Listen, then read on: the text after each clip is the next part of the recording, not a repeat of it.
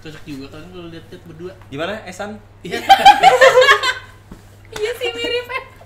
Udah. Balik lagi di Bedel divisi. Let's go.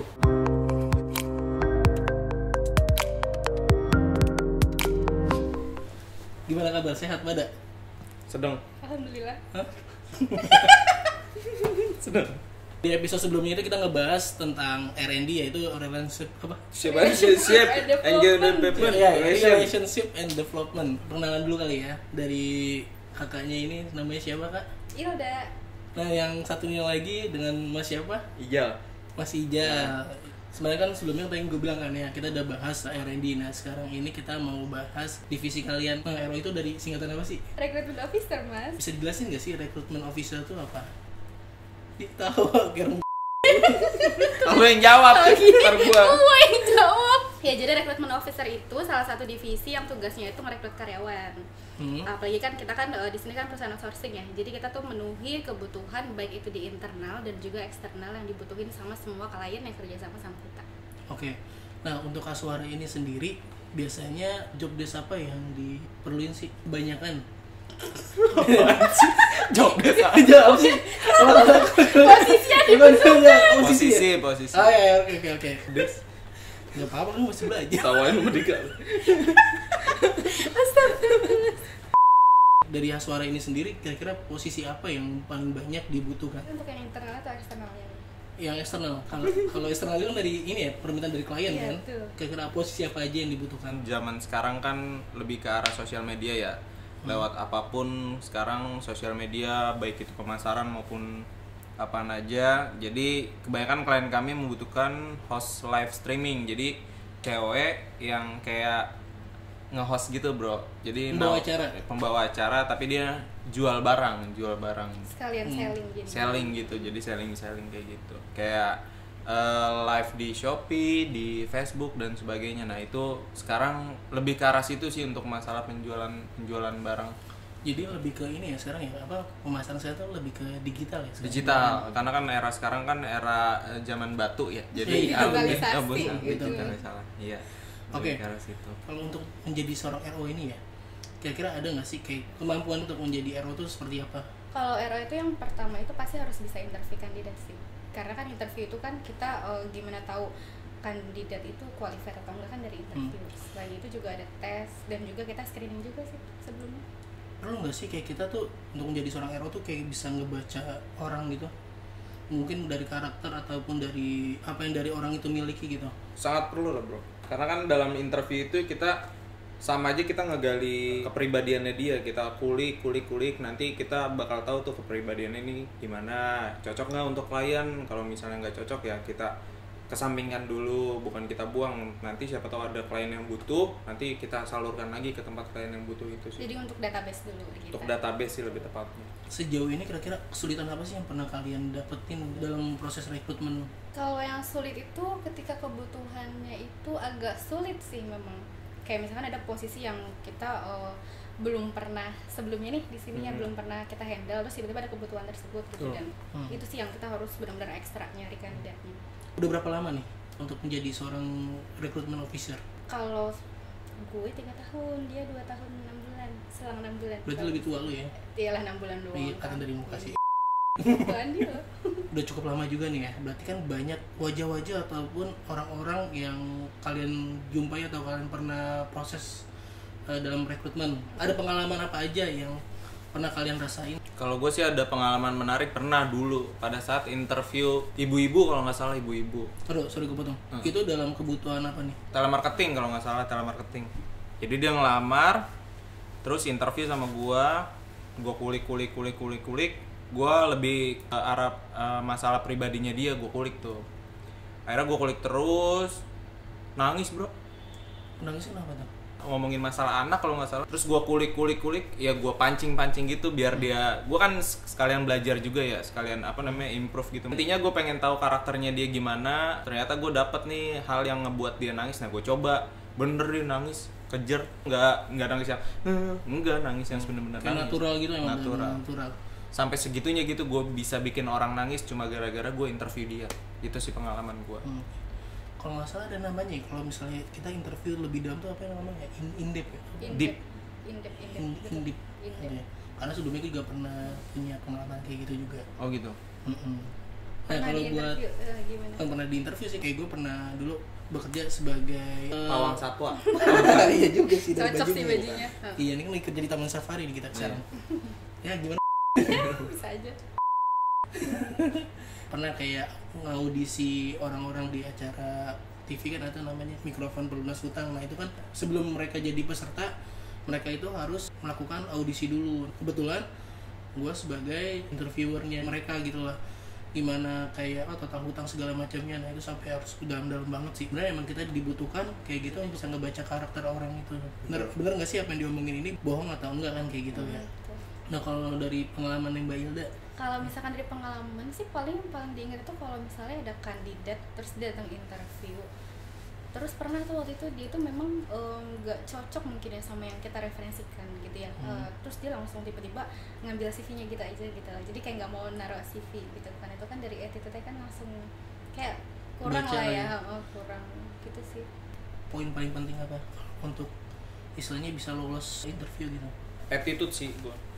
Lebih Attitude, gitu. cara dia interview gimana, cara dia ngejawabnya gimana, cara dia duduk dan sebagainya sih. Dari awal kita kan bisa ngeliat tuh dari dia pertama duduk, terus gestur tubuhnya gimana. Itu kan salah satu acuan juga buat kita, ini attitude-nya baik apa enggak, kayak gitu sih. Kalau gue sih itu sih. Karena kalau misalkan attitude-nya kurang, otomatis dia nanti ketika misalnya dia kerja di suatu tempat kan harus adaptasi ya.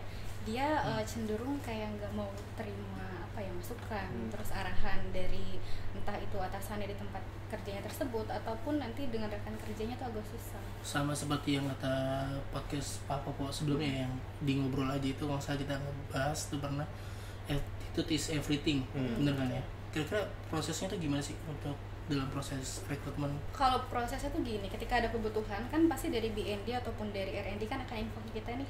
Terus nanti kita kan bikin iklannya, kemudian biasanya kan koordinasi dengan Mas Adam juga ya untuk pembuatan iklannya kan ya. Betul. Makasih ya Mas Adam ya. Ya sama-sama. Pakai baliho kan nih iklannya ya?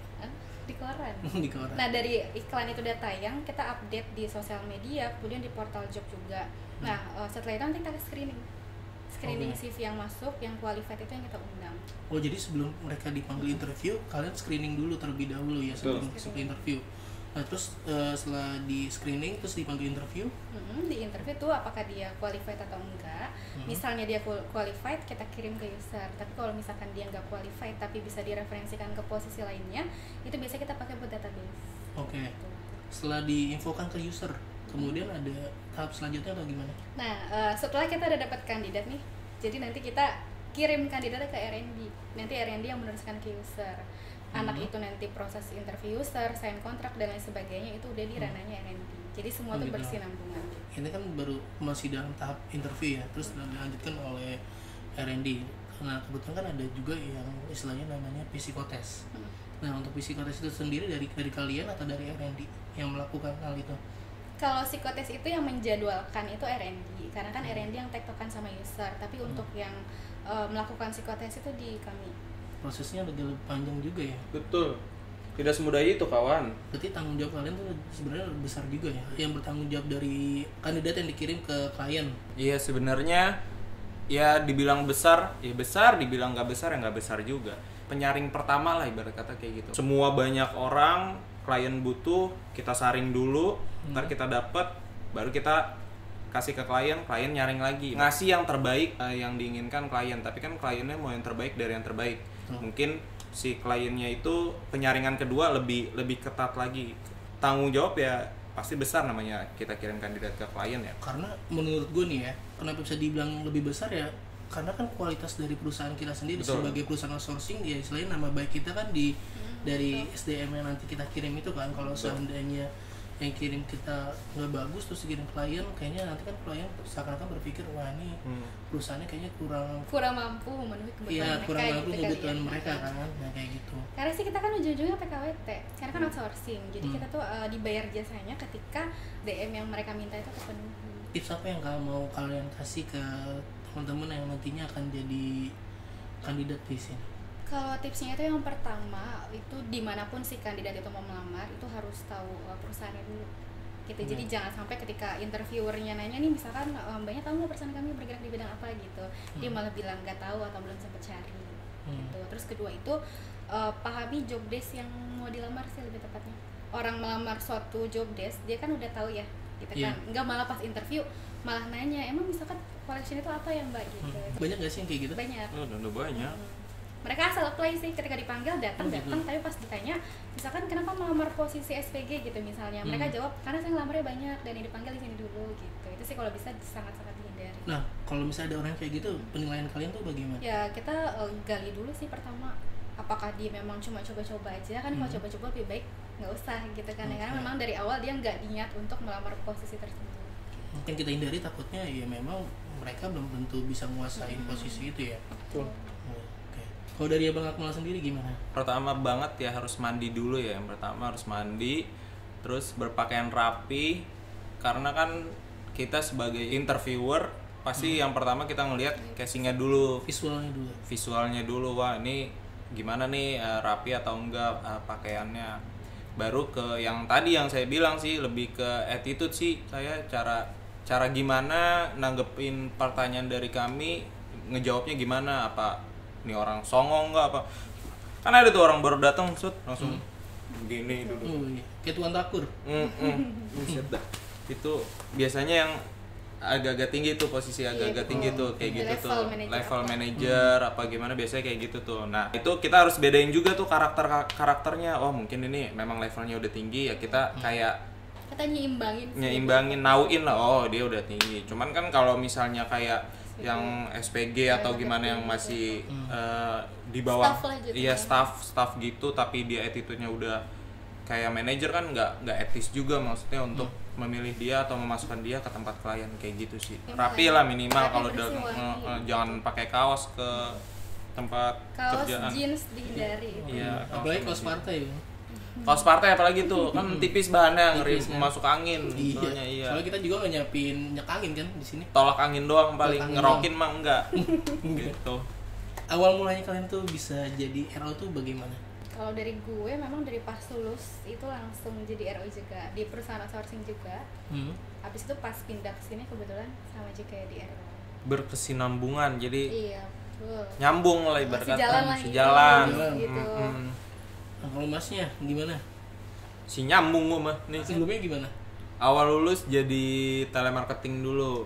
Telemarketing nggak beberapa lama, terus ditawarin lah jadi rekrutmen di sini. Terus diambil aja, pikir dulu namanya belum tahu ya, baru anak baru lulus kan, udah ambil aja, nggak tahu kerjanya ngapain kan, taunya cuma interview.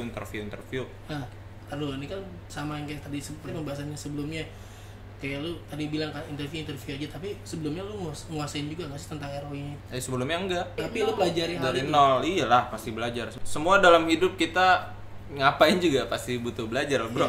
Iya, apalagi kalau RO itu, kalau menurut gue ya, gue nggak belajar pun di setiap gue ketemu orang tuh pasti gue dapet ilmu. Jadi dengan sendirinya aja gitu, natural. Makanya gue tipe orang yang bisa ngelihat nih karakter orang. Oh nih bisanya diginiin nih, oh ini bisanya diginiin nih, oh bisa sakit hati nih, kayak gitu-gitu. Dengan itu sih. Kalau ini lebih ke abu-abu blesek. Kayak gitu sih, bro. Kira-kira apa sih yang dibutuhkan untuk menjadi seorang recruitment officer? Kalau gue dulu dah.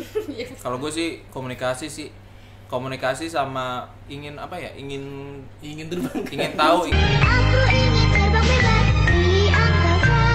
Hai, baling-baling bambu. Ingin tahu kita ke orang lain itu agak cukup lebih lah. Maksudnya kan kita ngulik-ngulik juga. Kalau kita cuek orangnya, ya nggak bakal kena ada tuh. Gitu, mana cuek, nggak bakal kena tuh.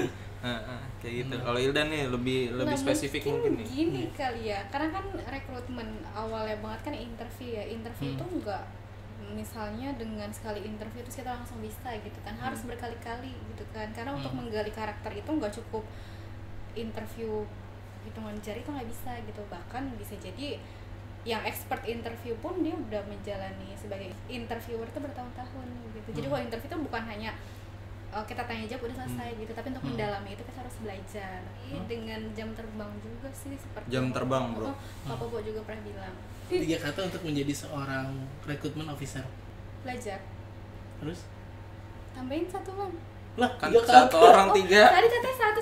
Gak masuk ikutan ya lu dong. Iya, saya 1 dia 2. Oh, berdua. Oh, ya udah lu Kan apa? gue tadi belajar. Ya, lu 3 belajar. kakak, lu berapa? Lu 3 kakak. Tadi kata gue Lu 3 1, dia kakak. 2. Ah,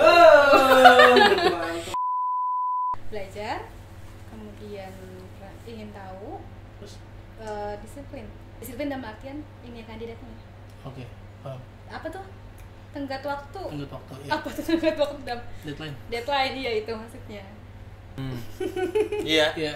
Gua tenggat waktu, disiplin sama Dibalik dong. Ya intinya sama sih Dam. enggak yang pasti harus komunikatif lah, harus bisa ngulik sama menawan lah. Jadi rekrutmen itu harus menawan. Oke. Nah, Oke, cukup ya segitu aja ya. Buat kawan-kawan Aswara, sampai ketemu di Bedus di episode selanjutnya.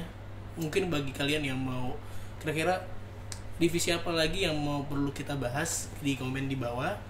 Terus bantu kita dong, kalau jangan lupa untuk di subscribe Like dan di komen. dan lagi. dan. Ayah lu gak cocok ngomong bahasa Inggris. Ya, assalamualaikum.